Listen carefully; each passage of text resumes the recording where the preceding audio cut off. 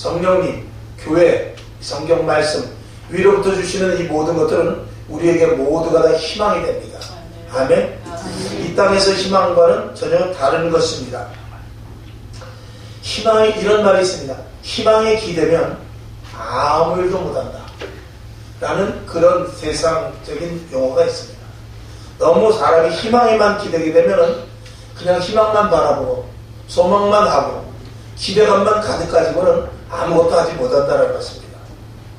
그러니까 기대만 하고 소망만 하는 것이 아니라 그 소망과 기대가 분명해야 되는데, 우리가 감사한 것은 그 희망과 소망과 기대감이 누구에게 있느냐? 바로 하나님께 있으니 우리는 분명할 수 있는 것입니다. 내가 어떤 사람과 약속을 했는데 신빙성이 없는 사람과 약속을 하게 된다면 그 약속은 내가 받고 나서도 이게 과연 일이 될까? 저 사람이 과연 약속 시간에 나와줄까? 저 사람이 나를 도와준다고 했는데 정말 도와줄까? 하면서 신빙성 없는 사람과 약속을 하게 되면 내심 불안할 것입니다. 그러나 우리가 희망을 갖고, 오늘도 이 희망의 메시아인데, 희망을 갖는데 그 희망을 주신 그 주체가 누구냐면 바로 하나님이시기 때문에 우리는 분명히 하나님이 주시는 희망은 우리가 분명히 그 희망을 붙잡아야 됩니다. 그리고 하나님께서 주신 희망적인 모든 것들은 우리가 아멘으로 받아들여야 될 것입니다. 여러분, 올해는 하나님이 주시는 이 희망에 대해서 몇 가지 말씀을 나눌 것인데, 여러분에게 이 희망이 성취될 수 있기를 주님의 이름으로 축원합니다. 그래서 오늘 첫 시간에는 희망의 메시아, 그리고 다음 주 둘째 시간에는 평화의 메시아입니다. 그 다음에 세 번째 시간에는 사랑의 메시아, 그 다음에 네 번째 다음 시간에는 기쁨의 메시아입니다. 그래서 희망과 평화와 사랑과 기쁨의 메시아에 대해서 예수 그리스도를 통해서 우리에게 희망을 주고 평화를 주고 기쁨을 주고 우리에게 사랑을 주실 것인데, 그것을 온전히 다 받아서 올 한 해 완전한 승리에 이룰 수 있기를 다시 한번 주님의 이름으로 축원합니다. 자, 오늘 첫 번째, 여러분 주보에도 있습니다만 구원의 희망을 주셨습니다. 이 희망이, 예를 들어서 어떤 사람이 내가 너를 도와줄게 했는데 그 사람이 신빙성이 없는 사람 같으면 우리는 구원을 기대할 수 없습니다만, 이 구원의 희망이 누구에서부터 왔느냐? 오직 예수 그리스도 하나님으로부터 왔으니 우리는 분명한 희망을 가질 수 있습니다. 즉 다시 말하면 우리는 구원의 확신을 가질 수 있다는 말입니다. 세상 사람들이 볼 때는, 세상 사람들이 볼 때는 구원이 뭔데? 10원납도 못한 거 아니야? 이렇게 말할 수 있지만 우리는 하나님을 믿음에, 할렐루야, 하나님을 믿고 예수 그리스도께서 십자가에 못 박혀 나를 위하여 돌아가셨다는, 죄를 감당하셨다는 걸 믿기 때문에 우리는 구원을 분명하게 믿는 것입니다. 성경을 한 절 보죠. 빌립보서 2장 6절부터 8절까지를 봅시다.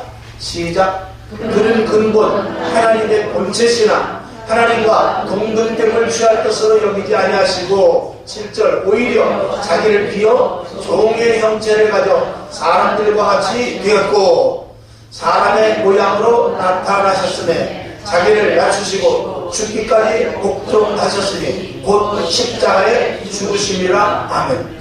우리의 구원의 근거가 예수 그리스도이기 때문에 우리는 구원의 희망을 분명히 가질 수 있습니다. 우리는 구원받은 자다. 우리는 분명히 구원받은 자다. 이것을 우리가 믿을 수 있다는 것이지요. 아멘. 그래서 우리의 희망 가운데 구원이 분명히 있는 줄로 믿습니다. 그 다음에 두 번째, 어떤 희망을 우리가 가질 수 있느냐? 번영과 번성의 희망을 가질 수 있습니다. 그것은 하나님께서 이미 우리들에게 복을 약속하셨는데, 창세기 15장 4절과 5절을 보지요.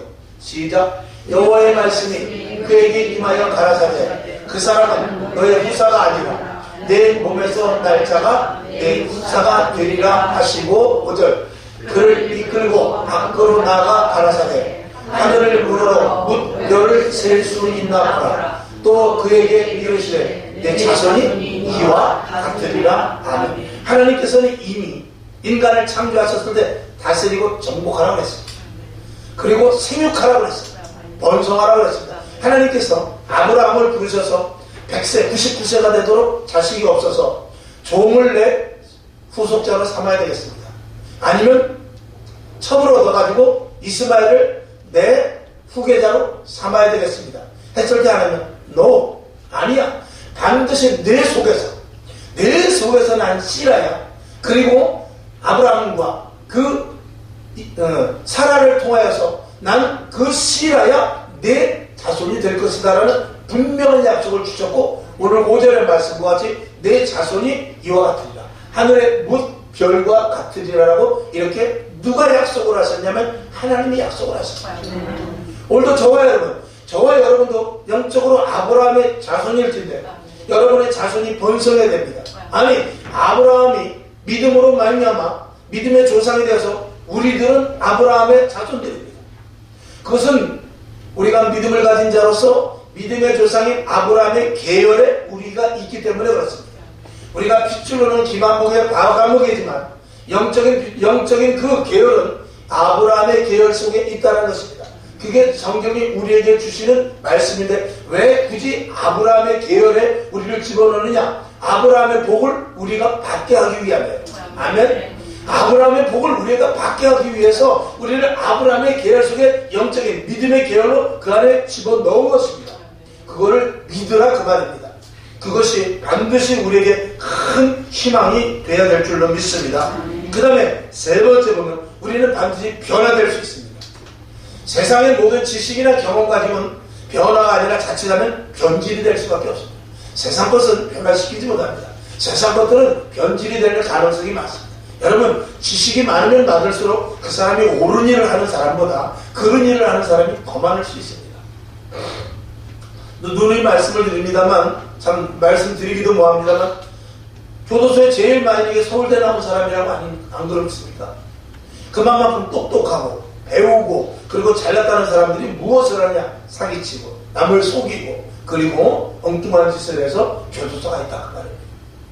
여러분, 세상의 지식을 아무리 많이 갖고 세상에서 내가 잘났고 IQ가 좋다 할지라도 하나님을 모르게 되면 자기의 모든 방법은 세상 사람들을 속이는 대로 갈 수밖에 없는 것이 세상의 이 원리, 이치가 그렇게 되어 있습니다.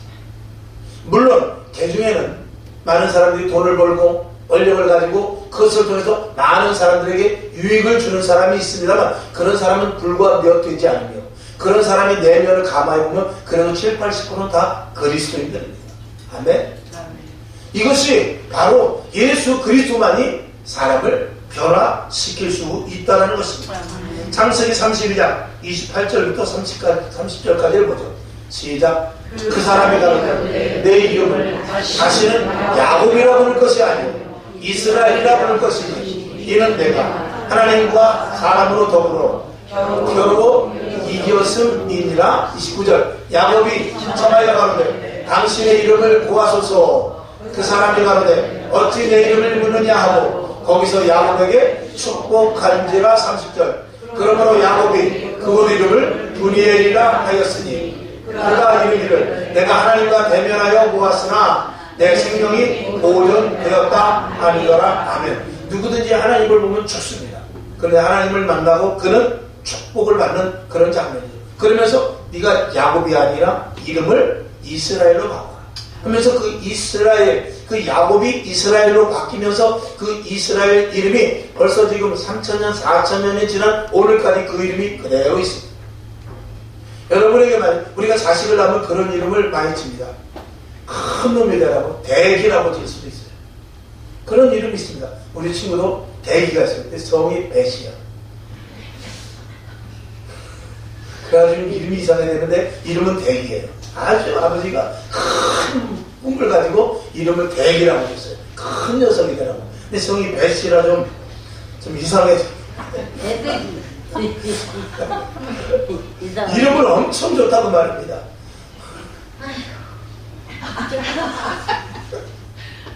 옛날에 그렇게 이름 많이 쳤어요. 하나님께서는 우리를 완전한 변화할 수 있는 희망을 주셨는데 먼저 천국 백성으로 삼으시고 구원을 해서 천국 백성으로 삼으시고 그리고 우리를 정결케 하시다 축복의 그릇으로 만드시고 이 축복의 그릇을 이제 또 말씀을 드리겠습니다만 계속해서 어느 시간이든지 말씀을 드리겠습니다만 축복의 그릇이 반드시 깨끗해야 됩니다. 올해 서두에 제가 말씀을 드렸습니다. 사실은 작년 새해 첫날 제가 받은 그 음성이 뭐냐면 깨끗하라 했어요. 정결하라. 왜? 코로나가 지나고 이제 모든 묵었던 것들을 다 씻어버리고 새롭게 되라. 그런 의미에서, 새로운 의미에서 새 그릇이 되어라. 그런 의미도 섞였었는데 올해도 마찬가지입니다. 점점 세상은 악해져 갑니다. 점점 세상은 더럽고 추해져 갑니다. 그리고 악하고 권모와 술수가 있는 사람들이 살 수밖에 없는 그런 세상으로 따라갑니다. 여러분, 착한 사람은 언제든지 손해볼 수밖에 없는 그런 구조적인 이 시대를 지금 계속해서 우리가 보고 있습니다. 그러나 우리가 착하고 선할진데 하나님이 도우심으로 말미암아 속지 않고, 하나님이 도우심으로 말미암아 망하지 않고, 하나님이 도우심으로 말미암아 의롭다 칭함을 받은 자들을 세워주시는데 그건 하나님을 의지하는 자입니다. 세상에서 볼 때는 바보 같고, 세상에서 볼 때는 그렇게 살면 안 돼. 그럴지 모르지만 하나님이 도우시는 사람은 사는 것입니다.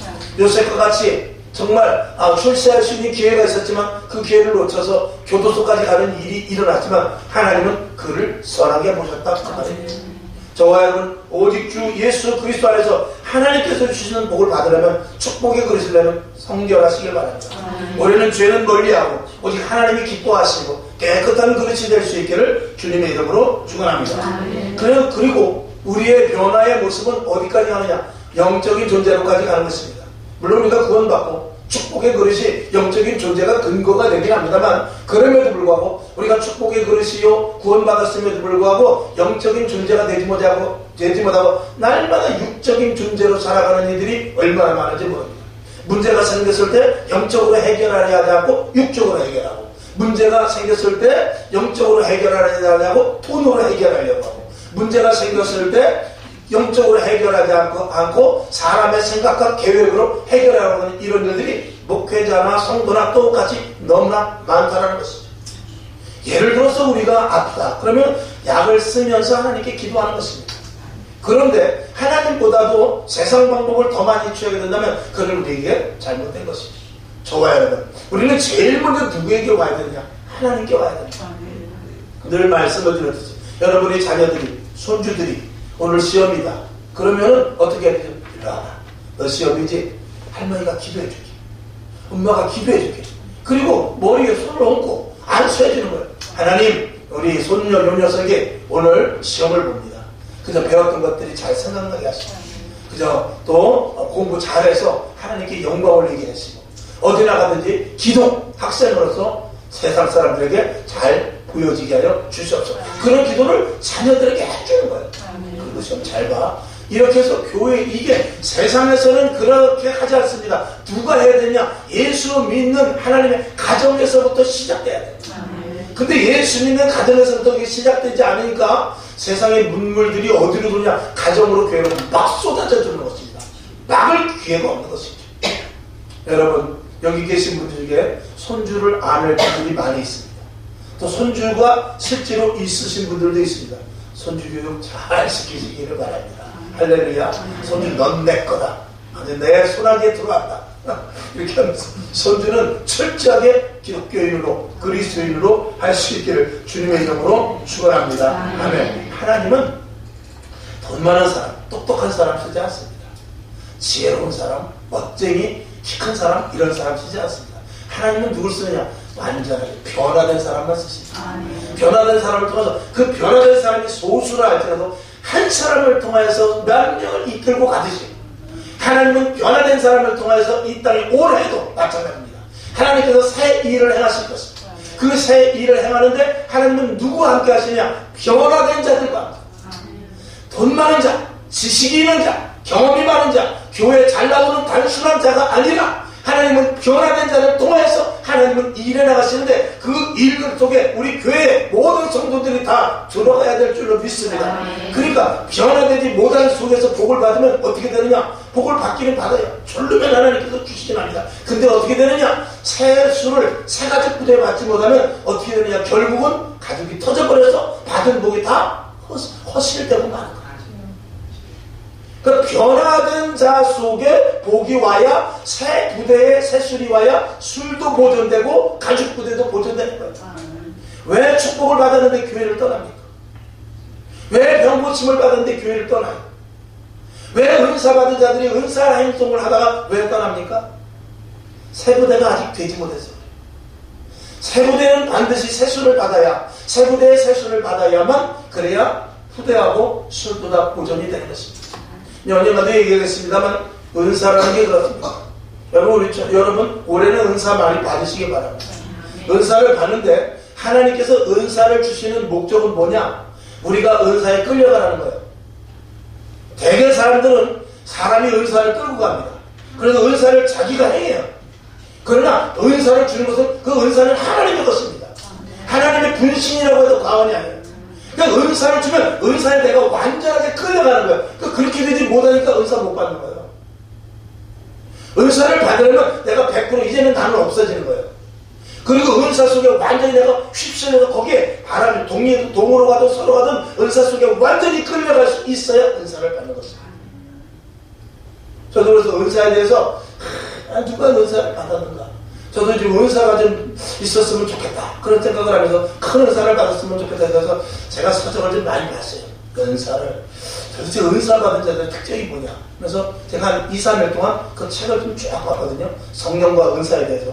그랬더니 은사를 받을 만한 조건 중에 여러 가지가 있는데 그 여러 가지 조건 중에 하나가 뭐냐면 은사 속에 내가 완전히 끌려갈 수 있느냐.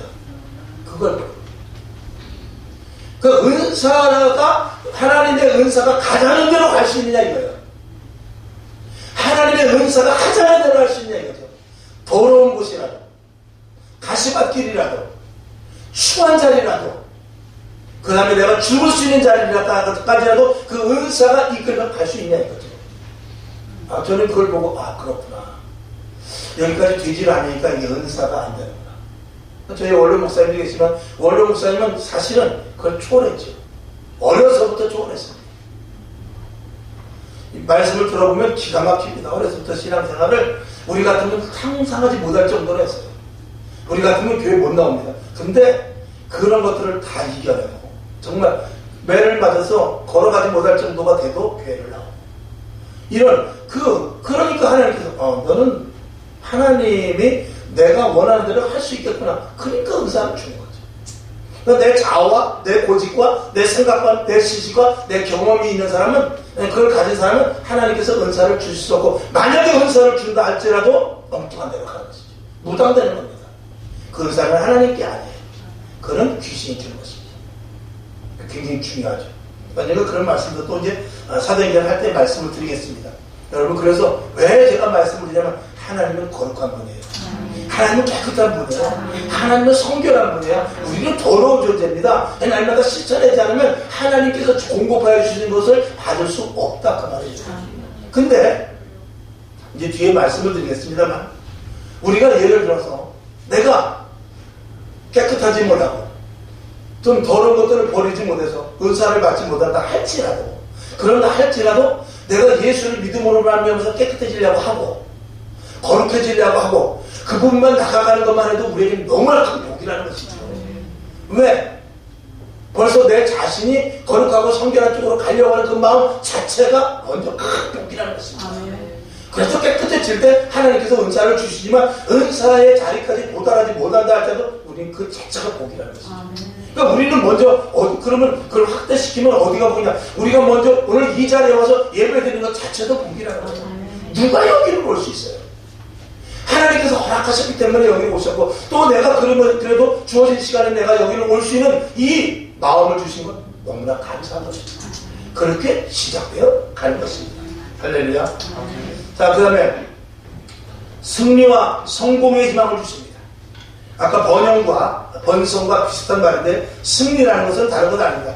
새벽에도 말씀을 드렸습니다만 승리는 다른 것이 아니고 하나님의 말씀대로 했을 때 맺어지는 열매가 승리인 것입니다. 세상 사람들의 승리는 다른 사람을 누르고 어떤 일들이 성취되고 내가 원하는 것을 가졌을 때 그걸 승리라고 말할 수 있지만 하나님 안에서 승리는 다른 것 없습니다. 말씀대로 살았더니 말씀대로 이루어진 것, 이게 승리인 것입니다. 성경을 한번 보죠. 창세기 30장 오늘 말씀입니다. 6절부터 11절까지를 다시 한번 보죠. 시작. 요셉이 그들에게 이르되 청컨대 나의 꿈을 들으시오. 우리가 밭에서 곡식을 묵더니 내 단은 일어서고 당신들의 단은 내 단을 둘러서서 절하더이다. 그 형들이 그에게 이르되 내가 참으로 우리의 왕이 되겠느냐? 참으로 우리를 다스리게 되겠느냐 하고 그 꿈과 그 말을 인하여 그를 더욱 미워하더니 9절 요셉이 다시 꿈을 꾸고 그 형들에게 고하여 가로되 내가 또 꿈을 꾼즉 해와 달과 11별이 내게 절하더이다 하니라.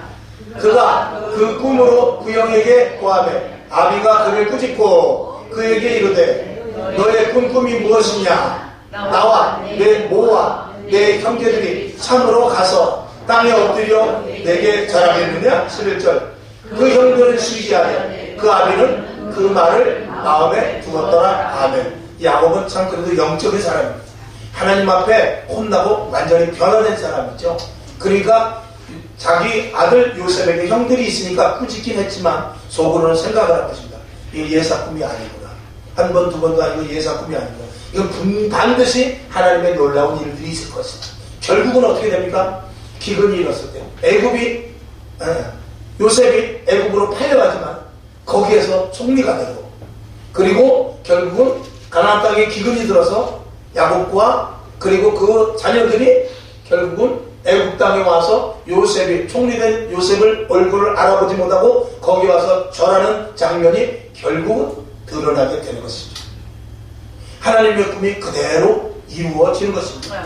그게 하나님의 말씀대로 성취된 것을 승리라고 말하는 것입니다. 그걸 성공이라고 말하는 것입니다. 여러분 올해 하나님께서 주신 말씀의 제목, 기도의 제목, 그리고 또 새해 주신 말씀, 받은 말씀이 있을 것입니다. 한 장씩 오늘 말씀을 뽑아온 것 있지요? 그 말씀을 붙잡고 그대로 되기를 기도하시기 바랍니다. 그것이 우리에게 완전한 소망이 되고 희망이 되어서 그대로 이루어진 것, 그것이 바로 우리 인생에 있어서 또 올 한 해에 있어서 승리와 성공이 되는 줄로 믿습니다. 반드시 이루시기를 바랍니다. 기도자 목사님 거 여러분 있죠? 그거 그대로 이루어달라고 밀고 나가세요. 희망을 누구에게 준다고요? 예수 그리스도에게 주는 거예요. 희망을 누구에게 준다고요? 하나님께 주는 거예요. 희망을 누구에게 준다고요? 이 성경 말씀을 두기 때문에 반드시 승리하고 성공할 수 있다라고 믿으시길 바랍니다. 그 말씀이 어디에서 나온 겁니까? 여러분의 기도 제목이 어디에서 나온 것입니까? 바로 하나님, 성령, 성경 안에서 나온 것 아니겠어요? 그럴진데 반드시 이루어질 줄로 믿으시기를 주님의 이름으로 축원합니다. 다시 한번 말씀을 드리지만 아까 말씀드린 대로 그 꿈이 이루어지지 않는다 할지라도 꿈이 이루어지지 않는다 할지라도 그 꿈 때문에 고난과 환난과 역경을 이길 수 있다면 그 자체가 복이라는 거예요. 우리 생애 가운데는 넘어질 일이 많습니다. 고꾸라질 일이 많아요. 포기할 일이 많습니다. 그러나 이 요셉과 같이 꿈을 갖고 나아갈 때 혹시 그 꿈이 이루어지지 않는다 할지라도 고난을 이겼다면 그 꿈이 이루어지지 않았다 할지라도 그 환난을 이겼다면 그 꿈이 이루어지지 않았다도 그 꿈을 향하여 나아가는 데 있어서는 모든 걸림돌을 디딤돌로 디디고 나갔다면 그 자체가 포기한다 이거죠. 그리고 그 꿈이 내 생에 이루어지지 않냐고 영원한 하늘나라에서 이루어지는 꿈도 있을 것이에요. 그렇다 할지라도 우리는 복이라 그 말인 것입니다. 여러분에게 희망을 주어주는데 그 희망이 승리와 성공과 함께 될 줄로 믿습니다. 그 다음에 다섯 번째, 약속의 희망을 주셨습니다. 이 희망을 예수 그리스도가 우리의 희망이요. 그리고 그분이 우리에게 약속을 하셨습니다. 왜 그 일이 약속대로 이루어지지 않겠습니까? 자, 출애굽기 3장 7절, 8절을 보죠. 7, 8, 9, 10절까지 한번 쭉 보겠습니다. 시작. 여호와께서 가라사대 내가 애굽에 있는 내 백성의 고통을 정령히 보고 그들이 그 간역자로 인하여 부르짖음을 듣고 그 의고를 알고 내가 내려와서 그들을 애굽인의 손에서 건져내고 그들을 그 땅에서 인도하여 아름답고 광대한 땅, 젖과 꿀이 흐르는 땅, 곧 가나안 족속, 헷 족속, 아모리 족속, 브리스 족속, 히리 족속, 여부스 족속의 지방에 이르려 하노라. 9절. 이제 이스라엘 자손의 부르짖음이 내게 가라고 애굽 사람이 그들을 괴롭게 하는 학대도 내가 보았으니. 10절. 이제 내가 너를 바로에게 보내어 너로 내 백성 이스라엘 자손을 애굽에서 인도하여 내게 하리라. 아멘. 이스라엘 백성들이 애굽에서 500년 동안 종살이 했어요. 근데 그들이 가나안 땅을 갈 수 있었던 것은 그들이 힘이 있어서 그 애굽에서 세력을 키워서 간 것이 아닙니다. 점점 이스라엘 백성들은 그 완전 종살이에 타성이 젖어서 이제는 그들은 무기도 쓸 줄 모르고 그저 나가면 밤낮하는 일만 500년 동안 일만 했어요. 일만 죽도록 했습니다. 군사가 되지 못하고 어떤 파워를 가진 존재가 되지 않습니다.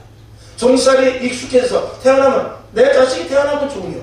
그 자식이 태어나면 종이요. 거기에서부터 벗어날 길이 없지만 하나님이 약속하셨기 때문에 가나안 땅을 가게 됩니다. 여러분, 하나님의 약속의 말씀을 받았으면 여러분은 할 수 없지만 하나님이 약속하셨기 때문에 갈 수 있다는 희망을 가지시기 바랍니다. 그게 하나님이 우리에게 주신 약속의 희망의 말씀이에요. 희망을 누가 주셨다고요? 하나님이 주신 거예요. 예수 그리스도의 십자가 못 박혀 죽이시면서까지 본을 보이시면서 봐라, 내 아들까지 죽이면서 너에게 약속을 주지 않느냐, 이런 희망을 우리에게 주셨다는 말이죠. 그러니 우리는 믿지 않을 수가 없는 것입니다. 올해는 여러분의 약속이 반드시 희망대로 이루어질 수 있기를 주님의 이름으로 축원합니다. 그 다음에 6번째 보니까 회복의 희망을 주셨습니다. 이 회복이라는 말은 거듭남의 말과 비슷할 수 있는데 결코 내버려 주지 않습니다. 하나님은. 왜냐? 거룩과 완전은 하나님의 자녀이기 때문에 우리를 끝까지 하나님은 우리를 추적해서 끝까지 거룩하게 하시려고 해요. 계속해서 우리 안에 성령이 그렇게 하면 안 돼, 이쪽으로 가야 돼, 이쪽으로 가면 안 돼, 이쪽으로 가야 돼. 계속해서 하나님은 우리를 하나님의 자녀답게 살 수 있도록, 하나님의 완전한 자녀답게 살아갈 수 있도록 계속해서 말씀하십니다. 그리고 제단에서 선포되는 말씀도 결국은 그 말씀입니다. 하나님의 자녀답게 살아라. 하나님이 거룩하니 너희도 거룩하라. 하나님이 성결하니 너희도 성결하라. 하나님은 이 땅의 모든 것들을 정복하고 다스리라고 우리에게 전권을 주셨으니 그 하나님의 권세가 아들인 우리들에게 있지 않느냐. 너희들 왜 세상에 쩔쩔매느냐, 왜 세상에 얽매느냐, 세상을 정복하고 다스리라, 이렇게 믿음을 가질 것을 이야기하고 있는 것입니다. 그 희망을 우리들에게 주셨습니다. 여러분, 그 희망을 여러분이 가질 수 있기를 주님의 이름으로 축원합니다. 그 희망 속에는 오늘 이사야 35장 5절과 6절의 말씀도 있습니다. 시작. 그때 소경의 눈이 밝을 것이며 귀머거리의 귀가 열릴 것이며 그때 저는 자는 사슴같이 뛸 것이며 벙어리의 혀는 노래하리니 이는 광야에서 물이 솟겠고 사막에서 시내가 흐를 것임이니라. 아멘. 하나님께서는 우리들에게 완전한 회복을 주시는데 마음의 생각과 이런 모든 것들을 정결하고 깨끗하게 하셔서 마음을 회복시켜줍니다. 여러분이 마음 먹은 것이 말로 나오는 거예요. 그 사람이 말하는 것을 보면, 제가 어제 말씀드렸죠. 그 사람이 어떤 사람인가 보려면 그 사람이 무엇을 하는, 즉 그 사람이 무슨 말을 하는지 보면은 그 사람이 어떤 사람인지 대략합니다. 그러니까 말을 보면 저 사람은 노가다꾼이구나, 저 사람은 장사꾼이구나, 저 사람은 은행원이네. 말하는 거 보면 압니다. 여러분이 말을 했을 때 상대방은 저 사람이 어떤 사람이구나, 그걸 딱 알 수 있죠. 그 다음에 그 사람이 어떤 사람인지 알면 그 사람이 주로 어디를 가느냐 보면 알아요. 그 사람이 주로 경마장에 갔으면 그 사람은 노름꾼이에요. 그 사람이 주로 극장에 갔으면 그 사람은 놀기 좋아하는 사람이에요. 그 사람이 주로 산에 가 있으면 등산을 좋아하는 사람이에요. 그 사람이 전화만 하면 나 교회에 하는 사람은 그 사람은 교회입니다. 그 다음에 세 번째, 돈을 어디에 쓰는가 보면 알아요. 돈을 어디에 쓰는가 보면 그 사람이 여러분이 한번 쭉 보세요. 돈을 내가 어디에다 많이 썼다. 그러면 그 사람이 어떤 사람인지 알 수 있습니다. 투자하는 사람은 돈을 투자하는데 금융권에다 넣을 것입니다. 땅을 좋아하는 사람은 땅에다가 돈을 묶어 놓을 것입니다. 그렇게 돈을, 그 다음에 어디 있는지, 무슨 말을 하는지, 그 세 가지만 보면 어떤 사람인지 금방 아는 거예요. 여러분, 그렇게 된다면 여러분이 스스로 말을 바꿀 수 있지 않습니까? 돈 쓰는 것을 바꿀 수 있지 않습니까? 가는 곳을 바꿀 수 있지 않습니까? 할렐루야? 그러면 하나님께서 그 자리에 역사하시는 거예요. 자, 내가 경마장을 갔다 안 가면 되는 거예요. 경마장 갈 시간에 교회 가야 되겠다. 내가 말하는 것도 성경에 대한 말을 해야겠다. 찬양을 해야 된다. 그러면은 교인으로 바뀌는 거예요. 누구를 만나냐? 내가 그래도 만나려면 나보다 믿음 좋은 권사님을 만나야지. 나보다 믿음 좋은 집사님을 만나야지. 오늘은 시간 나니까 기도원 가야지. 그러면 사람이 달라지는 거예요. 오늘 여러분, 우리는 회복을 주셨어요. 하나님이 끝까지 저희와 여러분을 놓지 않습니다. 죽을 때까지. 죽을 때 꽃가 갈 때까지 나 예수 몰라. 그건 할 수 없어요. 그래서 죽을 때까지 하나님은 부모가 자식을 놓지 않듯이 돌아온 탕자를 기다리듯이 끝까지 거룩히 하라, 성결하라, 정결하라, 계속해서 하나님 끝까지 추적하십니다. 저는 한번 언젠가는 그 기도하는 가운데 그런 음성을 들은 적이 있어요. 추적하시는 하나님. 하나님은 끝까지 추적하십니다. 이게 우리 눈에 보이지 않지만 하나님은 끝까지 추적하십니다. 우리를 붙지 않았습니다. 거기 상대적으로 마귀도 오죠. 사단도 오죠. 그러나 하나님의 손은 절대로 우리를 놓지 않습니다. 우리가 뿌리칠 뿐이지. 집 나간 자식이 부모가 가라 해서 가는 자식은 없습니다. 가지마, 가면 고생이야. 그래도 뿌리치고 나가는 거지. 그래서 이 마음의 변화가 돼야 되고, 그 다음에 육체적인 회복이 있기를 주님의 이름으로 축원합니다. 하나님은 병든 것을 원치 않습니다. 병든 자를 고쳐주면서 예수님은 그렇게 말씀하셨습니다. 누구의 죄가 아니라 하나님이 영광 받으시기 위함이다. 그 영광 받으시기 위하면 하나님 보시기에 좋았더라예요. 처음에 창세기대로 좋았더라는 우리의 완전한 회복을 말하고 있어요. 마음적으로, 육적으로, 거기에 돌아가서 영적으로 회복되는 것까지 원하고 있습니다. 그것이 하나님 보시기에 좋았더라 이것입니다. 반드시 하나님은 저와 여러분을 치유와 회복과 강건함으로 함께해 주실 것입니다. 영적 회복까지 여러분들이 하나님께서 보장하신다는 사실을 반드시 믿으시기를 주님의 이름으로 축원합니다. 그 다음에 마지막으로 응답의 희망을 주십니다. 하나님께서 약속하셨는데 약속이 너무 더디든지 아니면 내가 약속을 했는데 안 된다 그러면 우리는 그게 곤란합니다. 하나님은 반드시 그 약속을 이행하시는 분입니다. 할렐루야. 잠언서 8장 17절을 보죠. 시작. 나를 사랑하는 자들이 나의 사랑을 입으며 나를 간절히 찾는 자가 나를 만날 것이니라. 아멘. 주 여호와 만군의 하나님의 말씀입니다. 나를 만나고자 하는데 내가 만나 주시겠다는 거야. 문 닫아놓고 아무리 두드려도 열리지 않는 문이 아니라 찾고 구하고 두드릴 때 하나님께서 열어주신다고 분명히 말씀하고 있습니다. 오늘 이 응답의 희망을 우리에게 주십니다. 여러분 희망 속에 응답이 있다는 사실을 믿으시기를 주님의 이름으로 축원합니다. 그 응답의 통로는 기도입니다. 그 응답의 통로는 말씀입니다. 그 응답의 통로는 찬양일 수도 있어요. 무엇으로 하느냐? 신령한 것으로 응답을 받습니다. 이 땅의 모든 방법, 내가 누구를 만나서 좋은 일을 하는 것이 아니라 그런 것을 부수적으로 해야 되지만 실질적으로 하나님과의 관계 속에서의 응답은 영적인 것이어야 돼요.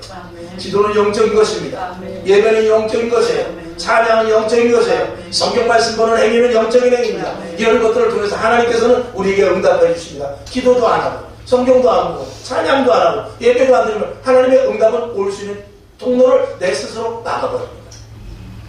복이 없다 그 말이죠. 결론으로 말씀을 드립니다.